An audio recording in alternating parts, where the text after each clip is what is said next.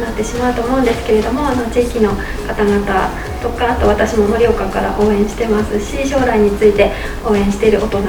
たくさんいるっていうことを忘れずに、あと今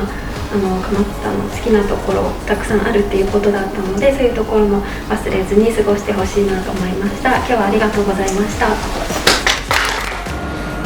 地域からどんどん子どもたちの数や学校が減ってるんですけれども、この自分未来パスポートキャラバンを通じて、私たちと一緒に例えば自分の母校、また自分の生まれ育った学校などを一緒に応援してみませんか。活動の応援団をお待ちしてます。よろしくお願いいたします。